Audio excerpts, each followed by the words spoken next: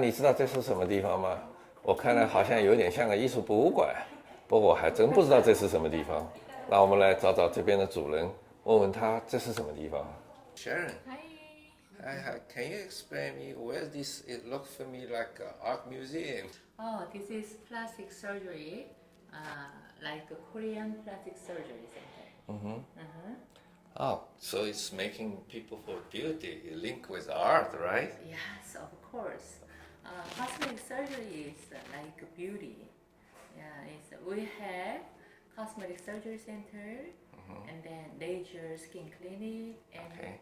hair transplant, and then scalp clinic, and then skincare too. Oh, okay. Yeah. Great. We have 7 different division here Okay, for nice. makeup beauty. Oh, so when you make me to be beauty, it sounds great for me. Do you want it? Of course I want. Of course I want it. Why not? But also I heard this very great doctor from your Oh, clinic. Dr. Su. Oh, definitely. Dr. Su. He's from he graduated from Harvard and then finished with Stanford. It's the best profile, I think. In even in Koreatown, even in Beverly Hills. Oh, So really? I think I'm so proud of him. I mean, and then the first thing, he's very clear and then very delicate, and then I think nothing to compare to him. Nobody really? compared to. How's the most anybody. patient after his surgical Very reacting? Very satisfied with result. 你好，你好，你知道我现在在什么地方吗？我想你一看就知道了。我们现在在一个特殊的一个医院，这个医生呢很特别，所以呢，他是一个有5张世界上顶级学校的文凭，他包括那个2张哈佛的，还有那个 Stanford。这一般的老百姓呢，有1张都了不起了，可这位医生居然有5张这样的文凭，哇，好神秘！他为什么有那么多这个？他这么喜欢做这个职业，他一定是非常特殊。你想知道他的故事吗？让我们来慢慢告诉你，好不好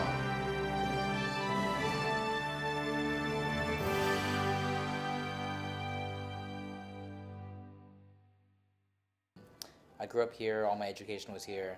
I grew up in a small town called Upland, which is close to LA, but a little bit about an hour east. I went to the public schools there for most of my life, and after high school, I went to Harvard for college, which was very cold in Boston. It was very cold. That was the biggest memory I had with it. But other than that, I mean, it was great education. I made some amazing friends, and then afterward, I decided to stay there for medical school. So I stayed for another 4 years. And by that time, afterward, I decided to come back to Stanford for training, mostly because I missed the West Coast and I wanted to come back here. Then that was about 6 years of training, pretty much in all aspects of general surgery and plastic surgery, reconstruction too. A lot of cosmetic, a lot of reconstruction, a lot of the complex cases, because Stanford, just like UCLA or Harvard, a lot of these other places, gets referred a lot of the more complex cases. So I enjoyed it. It was pretty fun. I decided to stay on faculty about 2 years after that, mostly because they wanted me to continue to teach the residents. One of the awards I won during residency was Stanford Medical School gave me an award for being one of the best teachers. So I think that what you say is true. I think that when you're going into plastic surgery, there's an aspect which, of course, is medical, and of course, of clinical. You need to think about the patient's health and what's good for the patient. But you're right, combined with another level of complexity, which is to really think about aesthetics and really think about what will look good for this patient. It's commonly there's a common misconception that all beauty is the same, that everyone should have the same goal for beauty. But the truth is that's actually not how it is. Every person's different. Beauty has to be tailored, I think, even to the person's personality. That's right. And there's a lot of differences with regard to people's personality, what their general shape is, how you can make small changes to really make them look better, but still have them still look like themselves. I think that's one thing I like about plastic surgery. I think that it's really nice to have sort of this blend, and it's challenging, where you really have to kind of think about the technical aspect of how to do the surgery well. First, really with a judgment. when you evaluate this patient, evaluate the person, what do you think will make them better, look better, what it is that they're concerned about. And then finally, once you have that idea of what your goal is, how to do the surgery in a way that will give nice, predictable results, have them look a little bit better without being looking unnatural, without looking like somebody else. The goal is for people to look natural, for people to still look like themselves, just a slightly better version, maybe, you know. I just catch your one words, predictable future. So you're making surgery before you see what going to be. But my question is, actually, everybody from east, west, different culture, they have different other beauty, but not exactly the different, but they have a little difference. Right. What is, from your point of view, from professional view, so what do you think about those things? So I think that you bring up a very good point. There is a difference between Eastern conceptions of beauties or Asian conceptions of beauty and Western conceptions of beauty. And in fact, when you look at a lot of the plastic surgery that's done in the United States versus the plastic surgery that's done in Asia, it's different. You know, people have different concerns. The patients, of course, start out differently, and the goal is to be different too. So I think for me, in terms of my training and what I look for in my patients is really how do you strike that right balance, you know. Yeah, I think this is the most difficult part because everybody has its own beauty and it's their own surrounding. Right. And the West always looking, this is very Asian beauty, which Asians makes very wondering, is that one really beauty? Yeah. So we have very different, sometimes point of view. So this is difficult for doctor to doing this. So. Well, I think that, the truth is that I think there is a lot of very interesting concepts that you can apply from one to the other, actually. I don't think it's the case where Western is strictly Western and Asian is strictly Asian. That's not true. I found, for example, in some of the surgery that I do with Western patients, there are certain things, for example, let's say when we do breast augmentation, and a lot of those things we can actually apply those to more of an Asian body and get I think, an even better result for the Asian body based on some of the things that we do on Western, because you want to have a little bit of a blend, I think, you know. And I think that's also true for face as well, you know. And I think all the little techniques and little differences that you see among patients, my goal is really to kind of bring all that learning and all that experience and essentially apply that individually to each patient. Surprisingly, it may not always be that you just do specifically the Asian surgery for Asian patient. That's actually not right. What's better really is to really use all your experience from all your patients to really individualize it for the patient. So still, from my point of view, there's art involved. It's not exactly like daily routine or some surgery. Just you have precisely doing this. It's really involves some beauty. Involves some create. It's mixed maybe between East-West beauty. Something is good for this one. The same thing is not for the other one. Right. So that's something with beauty, with art. So how do you think yourself? As you study so many school, so many years in the best, actually, it's top university around the world, and it's a lot of daily routine job. View of the arts or your imagination. Sure. I think that one thing I like about plastic surgery a lot is I think probably more than any other specialty, it's very highly individualized. And so the things that you mentioned as, for example, using an artistic eye or an artistic judgment and applying that toward surgery, applying that toward the medical sciences, I really like that. That's it's another level of challenge. I think that is fun to do for myself. I think it's nice for the patients. It really can work well for them. But you're right. I think that the individualization is very important for the care plan for each patient, surgical plan for each patient. And I think a lot of that individualization has to do with artistic concepts, sort of an idea of what you think will look best for this patient, what is reasonable to do, within bounds of safety, of course, and with regard to keeping things looking natural. So yeah, I think that using sort of this artistic judgment is a challenge, and but it's a worthwhile challenge, and I think it's something that is enjoyable and interesting. I really love plastic surgery. I mean, I love doing what I do. I think it makes a big difference to patients, and patients are very happy. So in other words, you are the person love this challenge. When this challenge come in front of you, you get more hormone higher. So you make a better job probably. Yeah. So you love to do this. I do love doing the surgery. There's no question. I mean, I think for me, every time I have an interesting patient comes in with a very specific request, it's nice for me. I'm able to really exercise my judgment and kind of bring the training and experience I have to really think about, well, again, what is the best way to approach this? Plastic surgery is very creative of a field. You know, a big part of what we do in plastic surgery is really when we see the patient the first time in consultation, really trying to understand where the concerns are, and at that point making it very individualized. And I chose plastic surgery as a field mostly because I found it was very precise. It was very, I think all types of surgery are precise. You know, whenever you do any kind of surgery, you have to be precise. But in some specialties, maybe there's more of an emphasis on speed. You know, because for example, if the patient's hurt and injured or bleeding, the most important thing is to be fast. You know, but with plastic surgery, what I noticed when I was in medical school, I noticed that plastic surgery really appealed to me because it was so precise. You know, you could take your time and do really a perfect job. And then for me, that really appealed to my personality. You know, yeah. When I was young, my sister told me I was very, very particular and very picky about things. You know, so I think that maybe that translated to my professional interest. You know. And then also like hair transplant, it's a much like we have a very like reasonable price right now.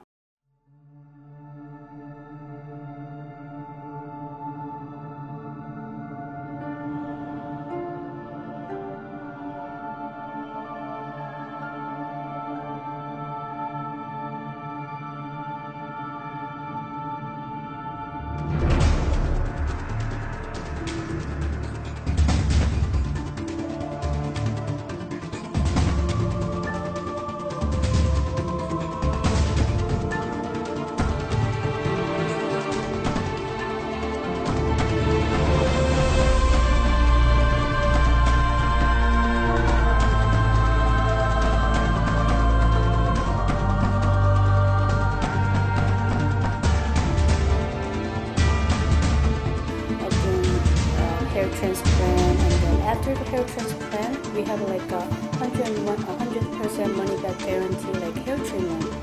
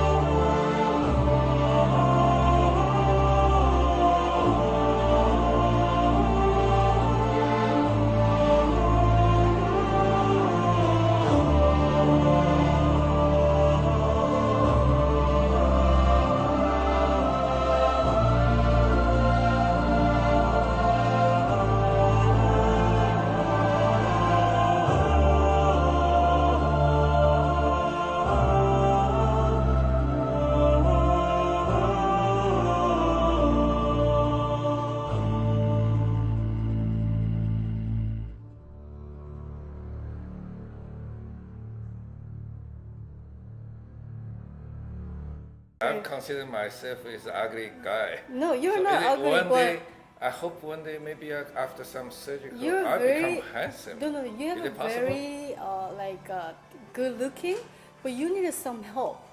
Then Okay. you'll be perfect. Okay, so You know, after that, is like it before. possible I can get some career goal to be married? Is it possible? Definitely. Really? Definitely. May I definitely. asking you? Yeah, me? No. But definitely.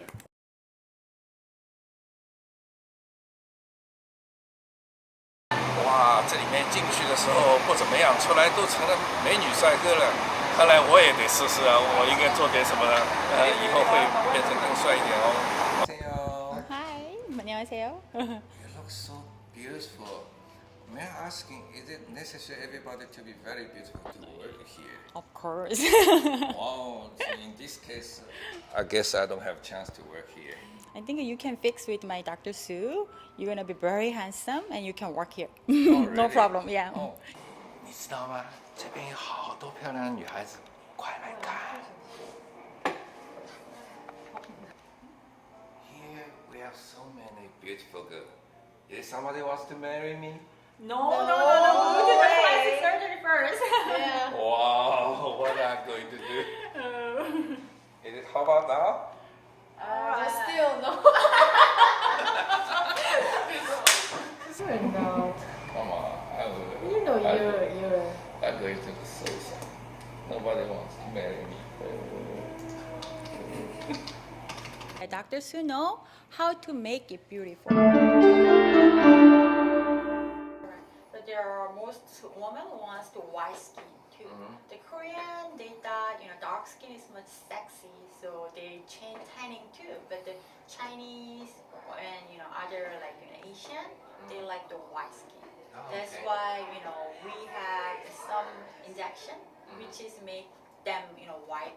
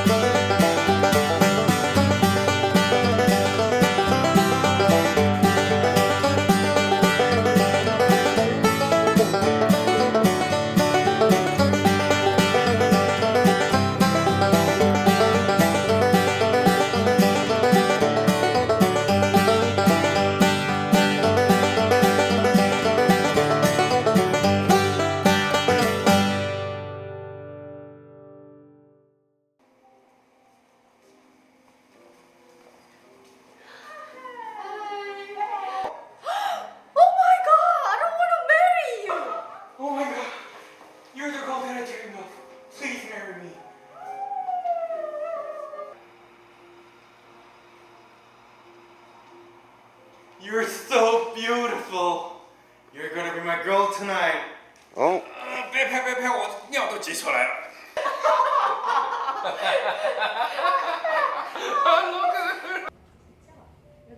시작합니다. Hello. Is it very difficult to learn your language? Not really. You already said like 실례합니다. See, you did it. Everybody can do. "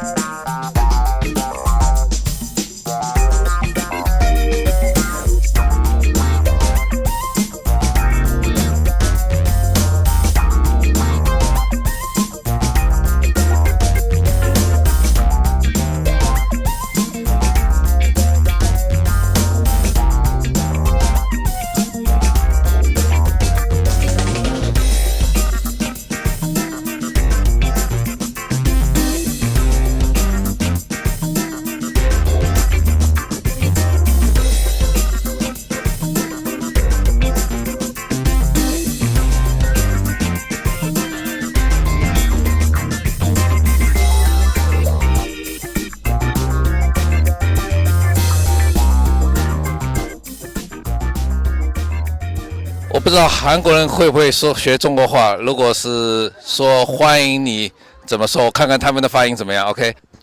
Do you know how to say 欢迎你？It's welcome you. 어서 오세요. No, in Chinese, just learn in Chinese. Chinese. 欢迎你， 과잉니. 欢迎你。 과잉니. Okay, look at the camera. 欢迎你。 과잉니. Hey, come. Everybody say 欢迎你。 One, two, three. 欢迎你。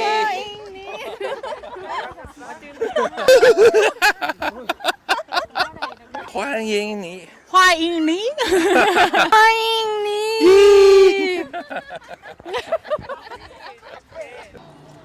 I love you in Korean. Oh, in Korean. How? How you say? 사랑해요. 사랑해요. 사랑해요. And in Chinese, 我爱你. I love you. Like. 사랑해요. 사랑해요. Okay, we have to learn the first words. First words we have to learn in Korean. 사랑해요. 와이니 사랑니. That's it. 사랑해. 我爱你. 我爱你. Not me. Everybody know we're going together. So it's harmony. It's like big family working together. Everybody love each other. Everybody wants to people be beauty. It's helping people. It's support. Make everybody nice looking. Very lovely. Say something. Why not? Say I love you like this.